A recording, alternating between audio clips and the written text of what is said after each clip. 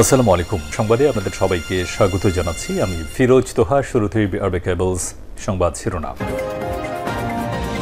পুরোদমে ইরান এবং ইসরায়েল, নিরীহ ফিলিস্তিনিদের মাঝে ভয়াবহ যুদ্ধ চলছে। আর এরই মাঝে আমাদের হাতে এসেছে যুদ্ধের সবথেকে গুরুত্বপূর্ণ তাজা আপডেট সংবাদ। প্রথমেই জানাবো, গাজায় ইসরায়েলি হামলায় একদিনে নিহত 143 জন নিরীহ ফিলিস্তিনের অবরুদ্ধ গাজা উপত্যকায় ইসরায়েলি বাহিনীর বিমান হামলায় একদিনে 143 জন নিরীহ ফিলিস্তিনি নিহত হয়েছে বলে জানিয়েছে একাধিক হাসপাতাল সূত্র। এতে 2023 সালের অক্টোবর থেকে শুরু হওয়া ইসরায়েলের অব্যাহত আক্রমণে নিহতের সংখ্যা 53,010 জনে পৌঁছালো আজ। কাতার ভিত্তিক সংবাদ মাধ্যম আল জাজিরার এক প্রতিবেদনে এই তথ্য জানানো হয়েছে। এরপর জানাবো, গাজাবাসীর অনেকেই ক্ষুধার্ত, আমরা অঞ্চলটির যত্ন নেব বললেন ট্রাম্প। মার্কিন প্রেসিডেন্ট ডোনাল্ড ট্রাম্প বলেছেন, গাজা উপত্যকায় অনেক মানুষ অনাহারে রয়েছে, তারা ক্ষুধার্ত, আমরা গাজার দিকে নজর রাখছি, আমরা এর যত্ন নেব। আজ বার্তা সংস্থা এএফপির বরাতে এই তথ্য জানিয়েছে জিও নিউজ। তবে এনে বিস্তারিত কিছু বলেননি মার্কিন প্রেসিডেন্ট। এবারে জানাবো, সিন্ধু নদী নিয়ে নতুন প্রকল্পে পাকিস্তানের বিরুদ্ধে যে পদক্ষেপ নিচ্ছে ভারত। পাকিস্তানের কৃষি প্রধান অঞ্চলের নদী থেকে ভারত নাটকীয়ভাবে পানি তুলে নেয়ার পরিকল্পনা করছে। মূলত গত এপ্রিল মাসে পেহেলগামে বন্দুক হামলার ঘটনায় ইসলামাবাদকে দায়ী করে নয়াদিল্লি এমন পরিকল্পনা সাজিয়েছে। সঙ্গে সংশ্লিষ্ট 4 জন ব্যক্তি এই তথ্য নিশ্চিত করেছে। এবারে জানাবো, পরমাণু শক্তিধর 9 দেশ, চলতি বছরের সর্বশেষ তথ্য মতে কার হাতে কতটি পরমাণু বোমা। ফেডারেল অব অ্যাটমিক সায়েন্টিস্ট এর অ্যাটাস্ট of the world nuclear forces 2025-এর হিসাব বলছে, বর্তমানে 9টি দেশের কাছে আনুমানিক 12,331টি পারমাণবিক ওয়ারহেড রয়েছে। স্নায়ু যুদ্ধের সময় থেকে এই সংখ্যা কয়েক গুণ কম হলেও বর্তমানে অস্ত্রগুলো আরও বেশি শক্তিশালী। এ বিষয়ে গুরুত্বপূর্ণ সংবাদ জানাবো, সঙ্গে থাকুন। এবং সর্বশেষ জানাবো, আওয়ামী লীগের নৌকাডুবি, হত্যাগুম আর নির্বাচনের নামে অবিরাম তামাশাকে বাংলাদেশের অভ্যন্তরীণ বিষয়ে বলেছিল ভারত। এসব মোটেও উদ্বিগ্ন হয়নি দেশটি। এখন আওয়ামী লীগের কর্মকাণ্ড নিষিদ্ধ করায় ভারত উদ্বিগ্ন। এখন বলছে না, আওয়ামী লীগের কর্মকাণ্ড নিষিদ্ধ করা বাংলাদেশের অভ্যন্তরীণ বিষয় বলে অবস্থা দৃষ্টে এটি এখন তাদের বিষয় হয়ে গেছে। তার চেয়েও বড় কথা, আওয়ামী লীগের কাণ্ডারি শেখ হাসিনা ছেলে সজীব ওয়াজেদ জয়ের কাছে বিষয়টি কেমন। জয় এখন যুক্তরাষ্ট্রের নাগরিকত্ব নিয়েছে, আওয়ামী লীগ আর ফিরবে না, এমনটাই বলছে রাজনৈতিক বিশ্লেষকরা। প্রিয় দর্শক, এতক্ষণ শুনছিলেন সংবাদ শিরোনাম, এবারে বিস্তারিত। তবে তার আগে বন্ধুরা, অনুরোধ থাকবে এই সংবাদটিতে একটি লাইক দিন। এই চ্যানেলে আপনি নতুন হয়ে থাকলে আমাদের সংবাদটি দেখতে দেখতে চ্যানেলটি সাবস্ক্রাইব করে রাখুন। কমেন্ট করে বন্ধুরা আপনার মূল্যবান মতামত জানিয়ে দিন আপনি বিশ্বের কোন দেশ থেকে বা বাংলাদেশের কোন স্থান থেকে আমাদের সংবাদটি দেখছেন এবং শুনছেন। আর বন্ধুরা, গাজা যুদ্ধে আপনি যদি নিরীহ ফিলিস্তিনিদের ভালোবেসে থাকেন, কমেন্টে ইয়েস লিখে বিশ্ববাসীকে জানিয়ে দিন। সংবাদটি আপনার সোশ্যাল মিডিয়া ফেসবুকে বন্ধুদের মাঝে শেয়ার করে দিন। এবারে বিস্তারিত। গাজা ইসরায়েলি হামলায় একদিনে নিহত 143 জন নিরীহ ফিলিস্তিনের অবরুদ্ধ গাজা উপত্যকায় ইসরায়েল বাহিনীর বিমান হামলায় একদিনে নতুন করে 143 জন নিরীহ ফিলিস্তিনি নিহত হয়েছে বলে জানিয়েছে একাধিক হাসপাতাল সূত্র। এতে 2023 সালের অক্টোবর থেকে শুরু হওয়া ইসরায়েলের অব্যাহত আক্রমণে নিহতের সংখ্যা 53,010 জনে পৌঁছে গেছে আজ। কাতার ভিত্তিক গণমাধ্যম আল জাজিরার এক প্রতিবেদনে এই তথ্য জানিয়েছে। বৃহস্পতিবার জাবালিয়া শরণার্থী শিবিরের একটি মেডিকেল ক্লিনিকে ইসরায়েলি বাহিনী হামলা চালিয়েছে। প্রত্যক্ষদর্শীরা জানিয়েছেন, ওই হামলায় আল তাওবা ক্লিনিকের উপর তলায় রোগীরা ছিন্নভিন্ন হয়ে গেছে। নিহত 13 জনের মধ্যে শিশুও ছিল।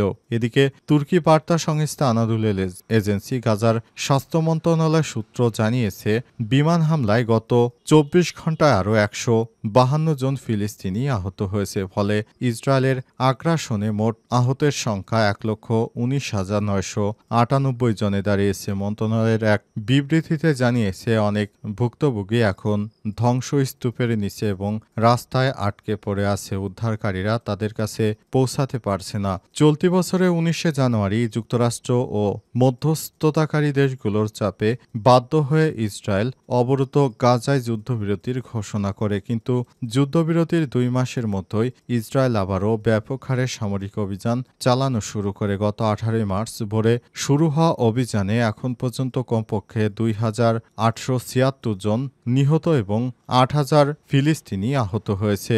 এর আগে ইসরায়েল গত 2 মার্চ থেকে গাজায় সব ধরনের মানবিক সহায়তা প্রবেশ নিষেধাজ্ঞা দিয়েছে। এর ফলে সেখানে ভয়াবহ মানবিক বিপর্যয় শুরু হয়েছে। সাধারণ মানুষ কোনো খাদ্য না পেয়ে সেখানে যা পাচ্ছে তাই খেয়ে তারা জীবন ধারণের চেষ্টা চালাচ্ছে।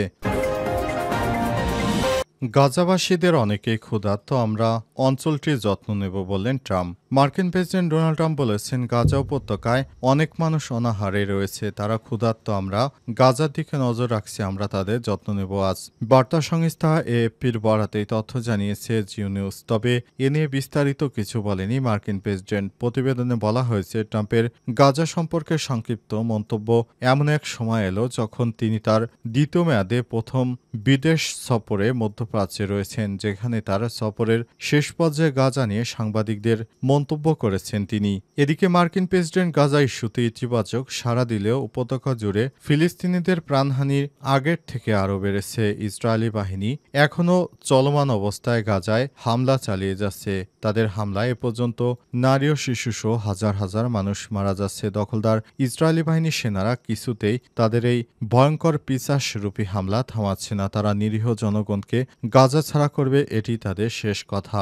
এভাবে হামলা চালাতে থাকলে এক সময় নিরীহ ফিলিস্তিনিরা আর গাজা উপত্যকায় কোনো বসবাসের উপযোগী থাকবে না। তখন তারা সেখানে আবার নতুন করে বসবাসের চেষ্টা শুরু করবে ইহুদিদের নিয়ে। তাই তাদের সেই পরিকল্পনার কথাই নেতানিয়াহু সরাসরি নেতানিয়াহু জানিয়েছেন, আমরা সরাসরি গাজা থেকে তাদেরকে উচ্ছেদ করে দেব, তারা পৃথিবীর অন্য কোনো রাষ্ট্রে গিয়ে বসবাস করুক। কিন্তু দুঃখের বিষয়, গাজা থেকে নিরীহ মানুষদের পৃথিবীর কোনো রাষ্ট্রই আশ্রয় দিচ্ছে না। অবস্থায় নিরীহ ফিলিস্তিনিদের এখন মৃত্যু ছাড়া কোনো উপায় নেই। পৃথিবীর আর কোনো রাষ্ট্র তাদেরকে সাহায্য সহযোগিতা করছে না। ইরান একটু আধটু সহযোগিতা করলেও শেষ পর্যন্ত ইরানও সেই পথ থেকে একরকম দূরে সরে গেছে। অবস্থায় পুরো মুসলিম বিশ্ব এখনও নিরীহ ফিলিস্তিনিদের জন্য কোনো ব্যবস্থাই করতে পারেনি।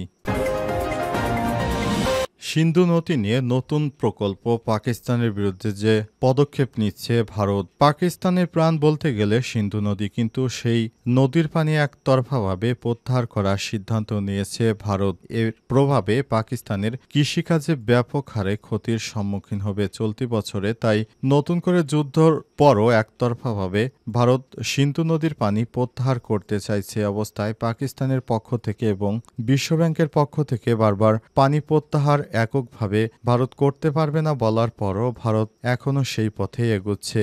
তাহলে কি ভবিষ্যতে এই যুদ্ধবিরতি নতুন করে আবারও সংঘাত ডেকে আনবে কিনা, এটি কোন দিকে গড়ায় সেটি এখন দেখার বিষয়। পাকিস্তানের অভ্যন্তরীণ বিষয়ে যদি নতুন করে পাকিস্তানের সিন্ধু নদের পানি না আসে, তাহলে পাকিস্তানের পুরো অর্থনৈতিক অবস্থায় ধ্বংসের মুখে পড়বে। অবস্থায় পাকিস্তান বারবার ভারতকে আহ্বান জানাচ্ছে আলোচনার মাধ্যমে সমস্যার সমাধান করার জন্য, কিন্তু ভারত একতরফাভাবে পাকিস্তানের সিন্ধু নদের পানি চুক্তি স্থগিত করার সিদ্ধান্ত নিয়েছে। অবস্থায় নতুন করে পাক ভারতের মধ্যে আবারও উত্তেজনা শুরু হয়েছে। অবস্থায় দুই দেশের কূটনৈতিক পর্যায়ের অনেক আলাপ আলোচনা হলেও শেষ পর্যন্ত যুদ্ধের পরও ভারত পাকিস্তান এই দুই রাষ্ট্রের সিন্ধু নদীর ভিতরে একতরফাভাবে ভারতই পানি প্রত্যাহার করার সিদ্ধান্ত নিয়েছে।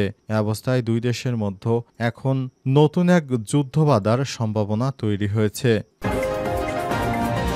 আওয়ামী লীগের নৌকাডুবি, হত্যা, গুম আর নির্বাচনের নামে অবিরাম তামাশাকে বাংলাদেশের অভ্যন্তরীণ বিষয় বলেছিল ভারতে সব মোটেও উদ্বিগ্ন হয়নি দেশটি। এখন আওয়ামী লীগের কর্মকাণ্ড নিষিদ্ধ করায় ভারত উদ্বিগ্ন। এখন বলছে না, আওয়ামী লীগের কর্মকাণ্ড নিষিদ্ধ করা বাংলাদেশের অভ্যন্তরীণ বিষয়। অবস্থাদৃষ্টে এটি এখন তাদের বিষয় হয়ে গেছে। তার চেয়েও বড় কথা, আওয়ামী লীগের কাণ্ডারি শেখ হাসিনা ছেলে সজীব জয় এখন বিষয়টি কেমনভাবে দেখছে। তিনি এখন যুক্তরাষ্ট্রের নাগরিকত্ব গ্রহণ করেছেন। এ অবস্থায় আওয়ামী লীগের ভরাডুবি হয়েছে বলে মন্তব্য করেছেন ডক্টর মিজানুর রহমান। হাসিনা পুত্র জয়ের দশা একটু ভিন্ন। মা বোন যেখানে থাকে তিনি মার্কিন নাগরিকত্ব পেয়েছেন, এটা তার আপাতত প্রাপ্তি। ৫ই আগস্ট দেশ ছেড়ে ভারতে পালিয়ে যান শেখ হাসিনা। শীর্ষ নেতারা প্রায় সবাই ভারতসহ বিভিন্ন দেশে পালিয়ে গেছে। অনেকেই গ্রেপ্তার হয়ে কারাগারের অভ্যন্তরে রয়েছে। এর মধ্য দিয়ে দলটির সাংগঠনিক ভিত্তি পুরোপুরি ভেঙে পড়েছে। তারা দেশের নেতাকর্মীরা দিকভ্রান্ত। এ অবস্থায় দেশের রাজনীতিতে আওয়ামী লীগের ফিরে আসার অবস্থা ক্ষীণ সম্ভাবনা। শেখ হাসিনার উস্কানিমূলক বক্তব্য এবং ভুল সিদ্ধান্তে শেষ হয়ে গেছে। ১৯৭৫ সালে আওয়ামী লীগ তছনছ হয়ে গেছে। দলের ভাঙন দেখা দিয়েছে। প্রশ্ন উঠেছিল আদর্শের উত্তরাধিকার নাকি রক্তের উত্তরাধিকার। দলের নেতৃত্বে আসবে এমন বাস্তবতা ১৯৮১ সালে ১৭ই মার্চ দেশে ফিরা আওয়ামী লীগের দায়িত্ব নেন শেখ হাসিনা।